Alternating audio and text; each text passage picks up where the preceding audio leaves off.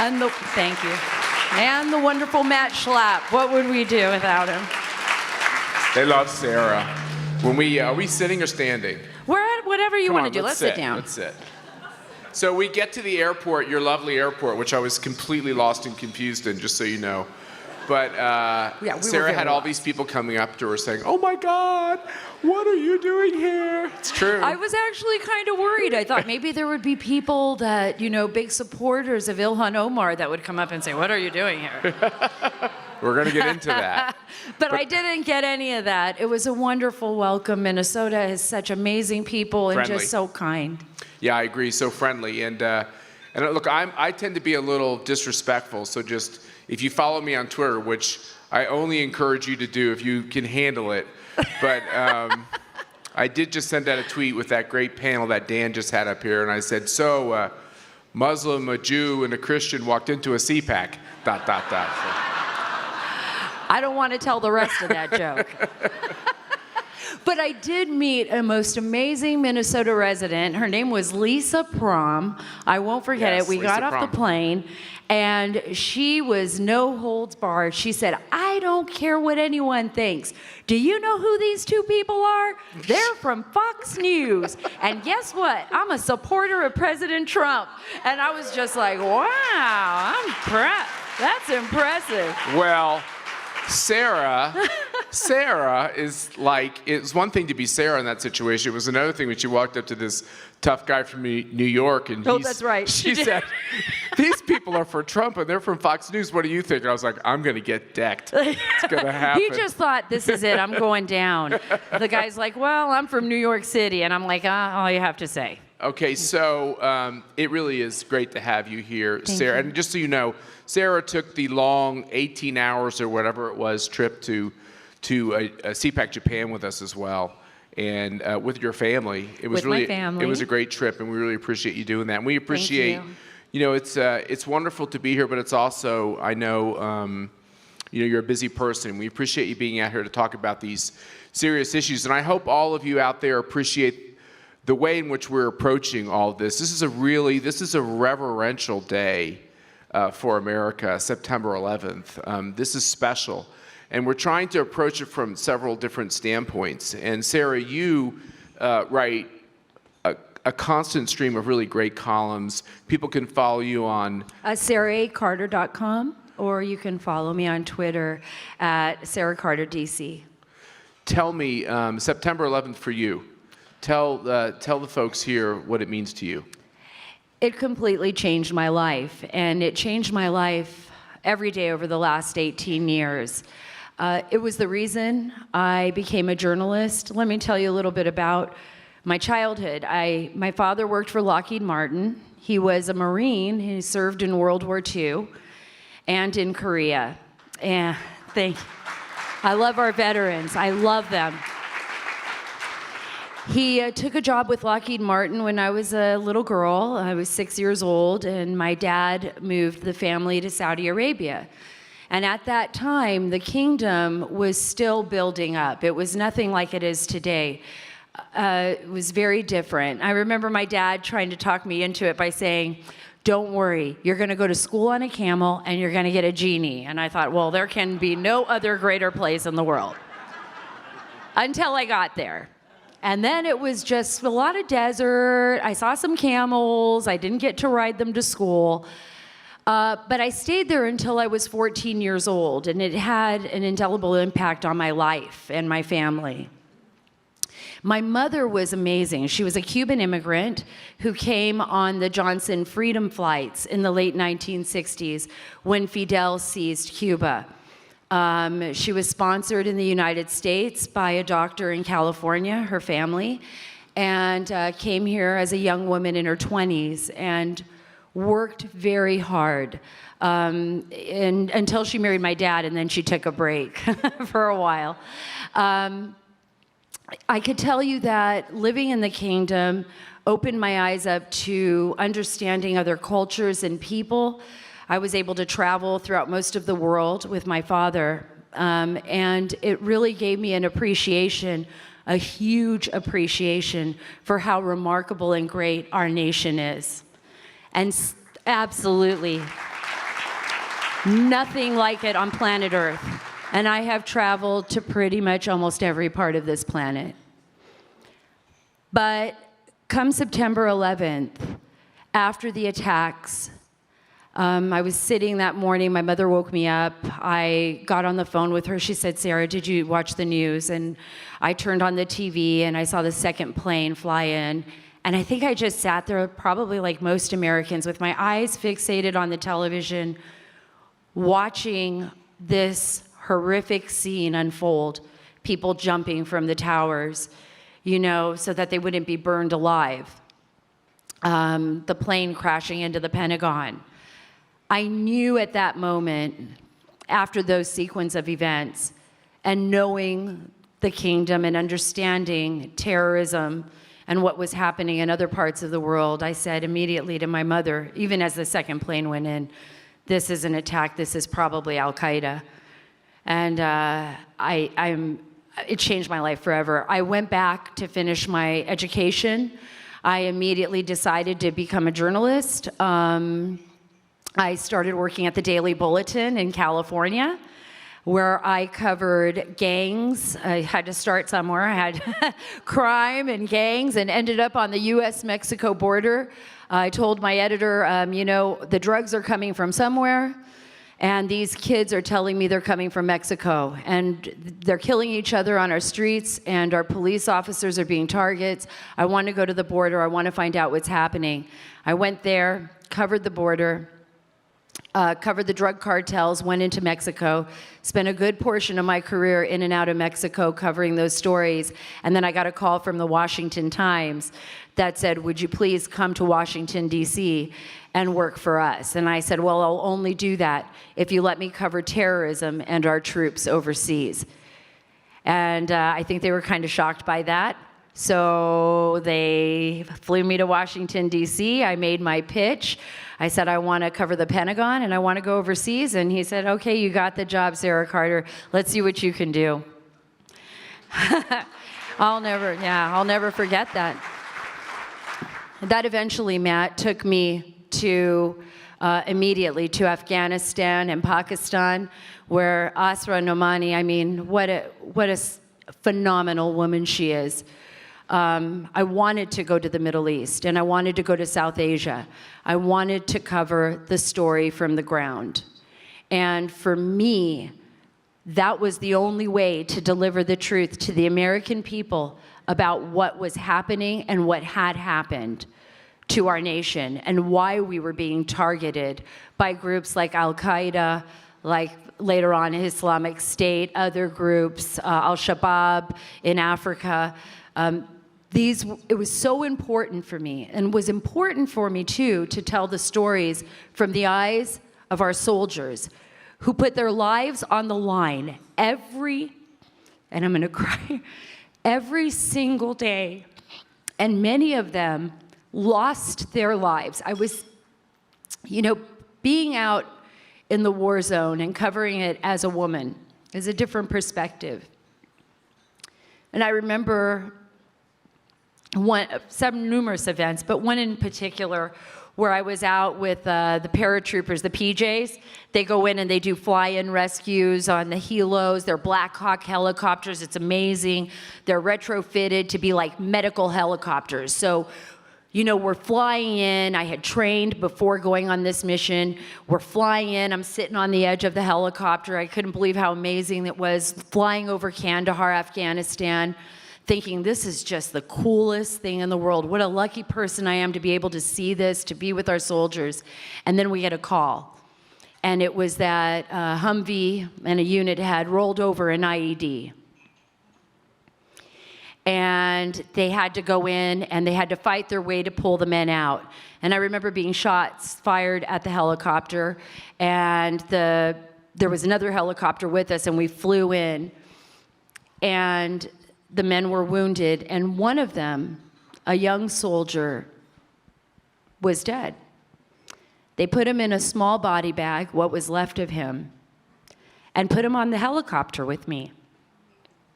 It wasn't so cool anymore. It was the last thing that poor soldier ever saw was that village in Afghanistan. And I sat there praying on the way back to take his body back to Bagram, thinking he'll never get a chance to see his family again. September 11th changed our lives and changed the world forever. It affected all of us. We're still living with that every day, as Asra and Dr. Zuhdi Jasser talked about. Every day that a decision is made in the administration or at the White House, every time our troops go to battle, they're still over there right now. Some of them losing their lives, some of them losing their limbs. So for me, September 11th was a culmination. It became my life. It still lives inside me. And I think it will live with me until the day I die. But the greatest thing, the most important thing I learned is how resilient, how amazing, and how strong we are as a nation, and that we will never give up, and we will never allow our nation to be targeted again. Never.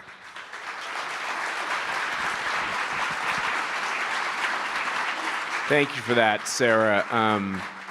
As we think back 18 years, why do you think it appears that we're forgetting aspects of that tragic day? And why are we electing people to Congress and other offices that euphemize the importance of fighting Islamic terrorism?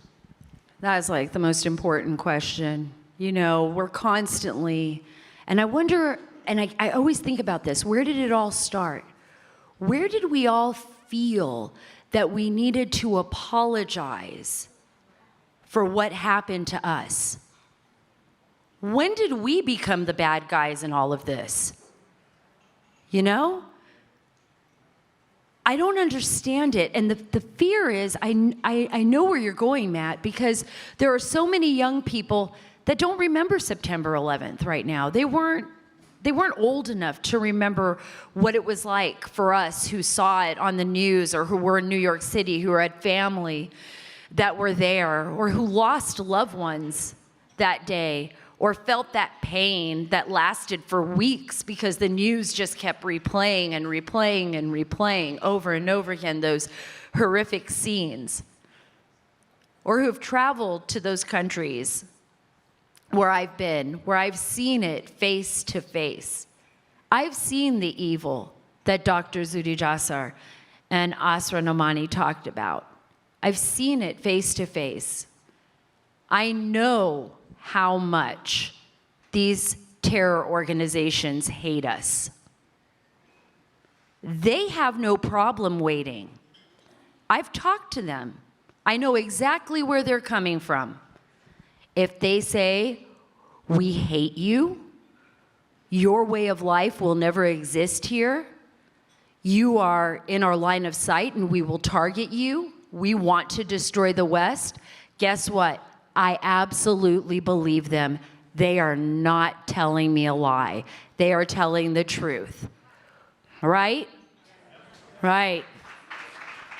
But I also, and I'm going to get back to that. I just don't want to leave that hanging in the air before I get back to answering your question, Matt. I also met some of the most amazing Muslim people that I've ever, my close friends, you know, people who I still talk to. In fact, today on September 11th, I have a great friend named Shardil, who, when I was in Afghanistan, my very first trip, he was there. He is also an American citizen. There's a long story behind that, but he assisted the United States during the time of the Soviets.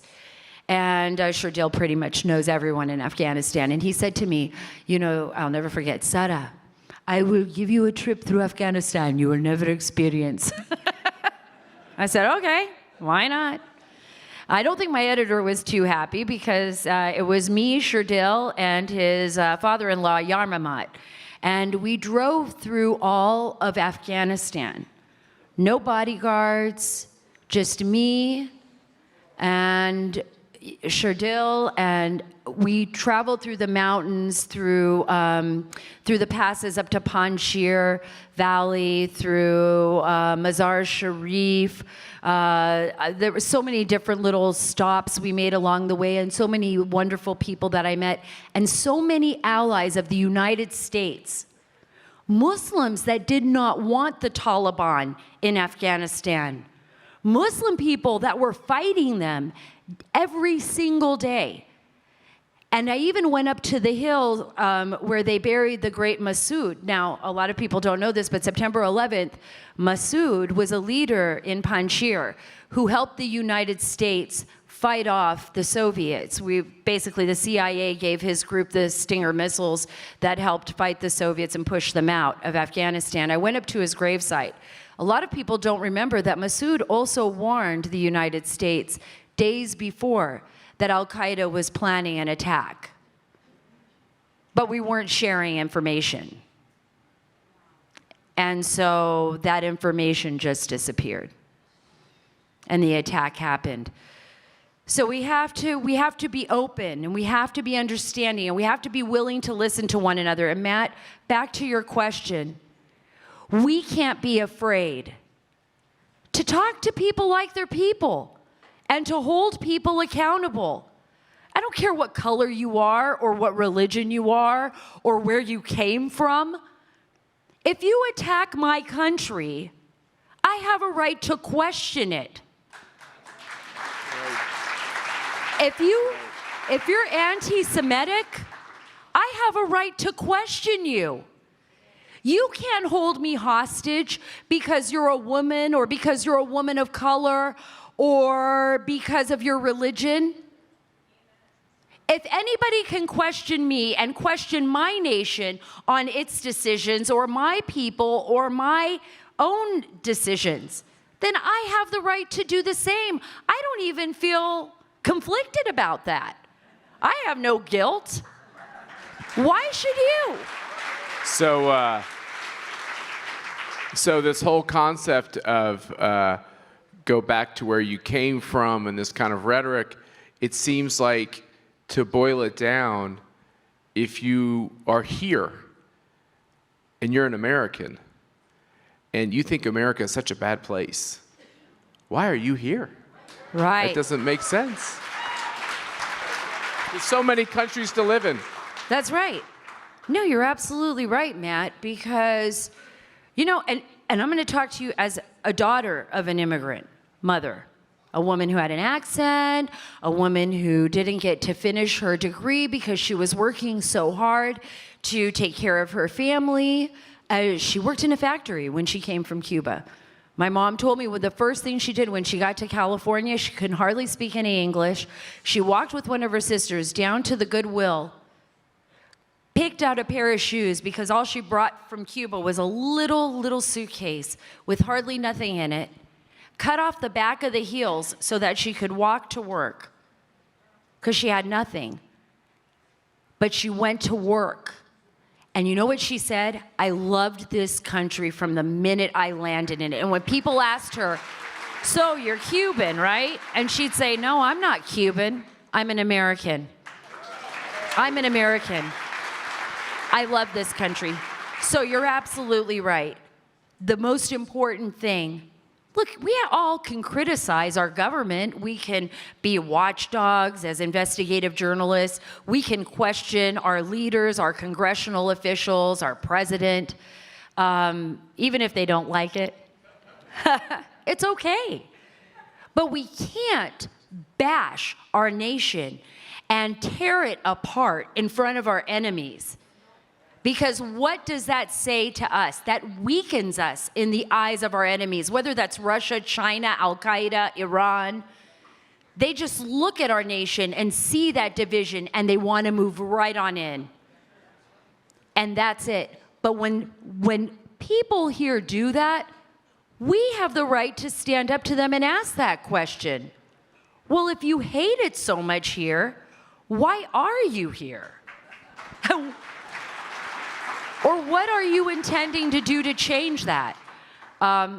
I feel, I feel fortunate that I'm a daughter of an immigrant. I feel fortunate that I speak Spanish and I can, go to Mexico and communicate and talk to people and talk to the people that are crossing the border.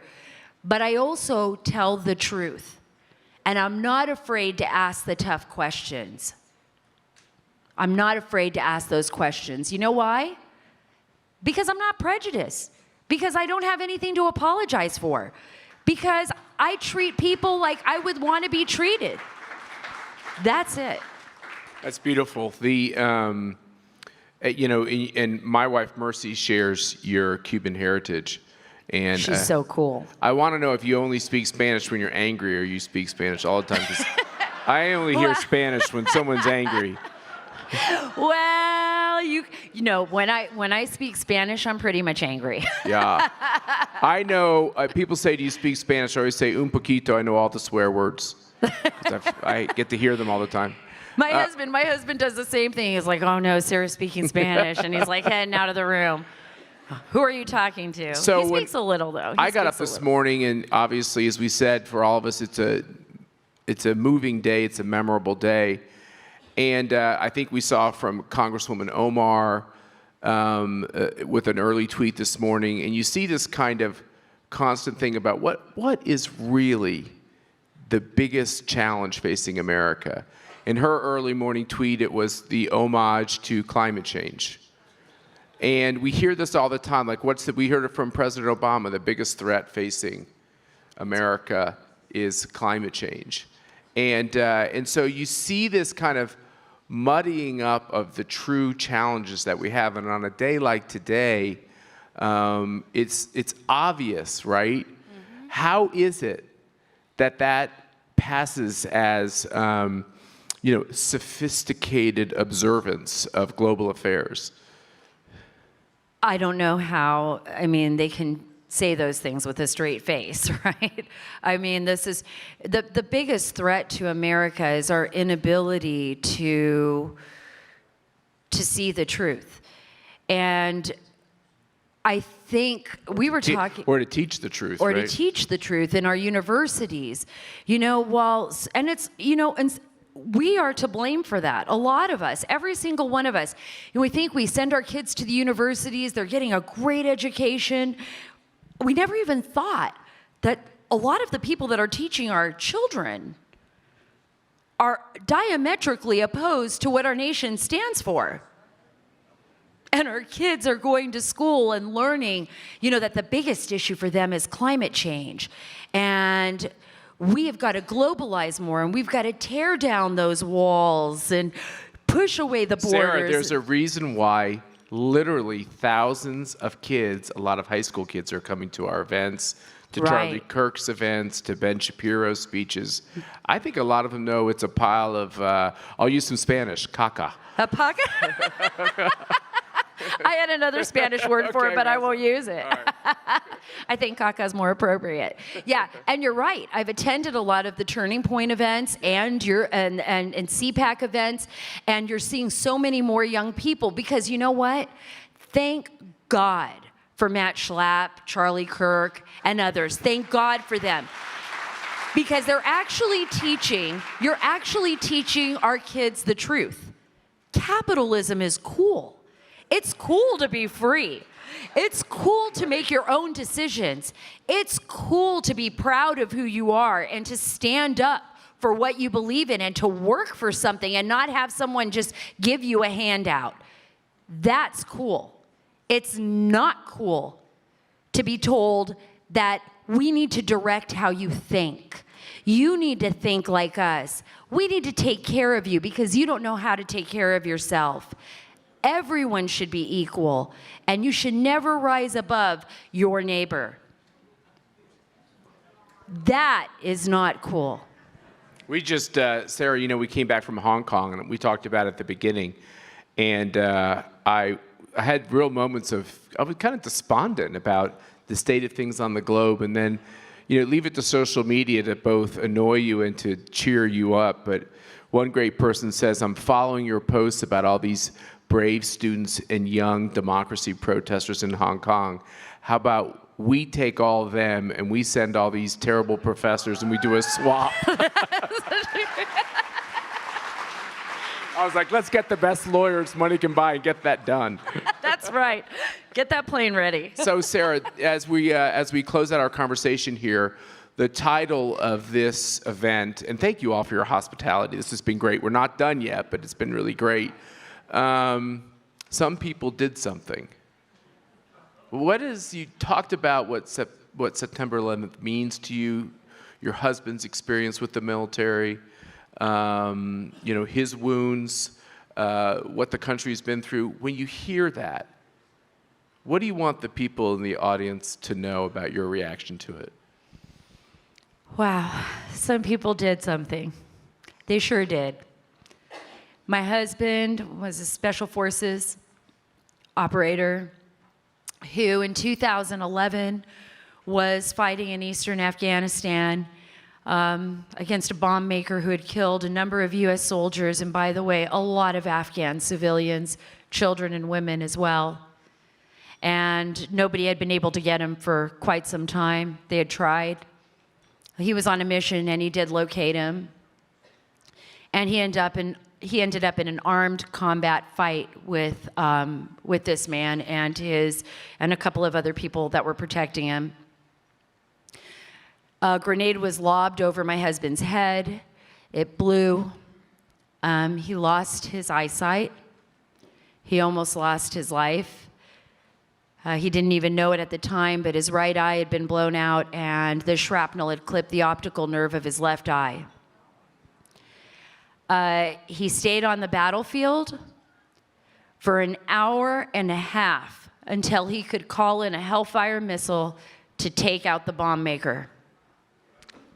I want to tell you something about our U.S. soldiers and our troops.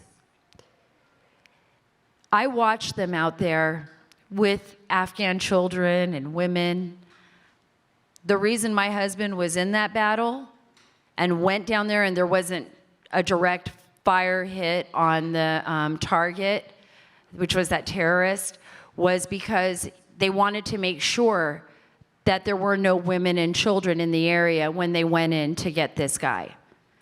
And my husband went in there and he moved out the wife and child of this bomb maker to a safe location before they went in to apprehend him before it became a full-on battle. My husband is completely blind now. Since 2011, we love him dearly, and life is amazing with him. And he is an incredible man and an incredible human being. And he was with us on the trip to Japan. And we have this amazing guide dog, Kenny, and we had a beautiful daughter after he was wounded. And so when I hear some people did something, they sure did. They changed our lives forever.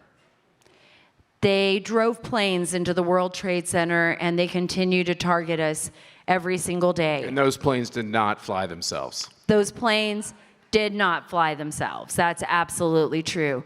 There were terrorists on those airplanes, not like the New York Times tried to write. Those terrorists used those airplanes as weapons against us.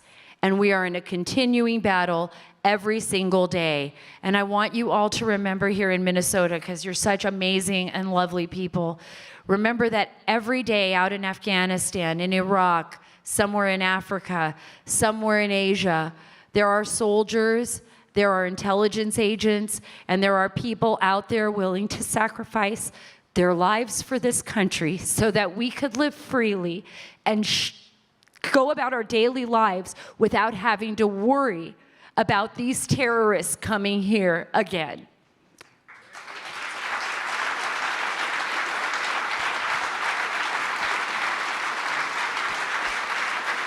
Thank you so much. Thank you so much. Thank you, Sara Carter. Thanks for being here in Minnesota.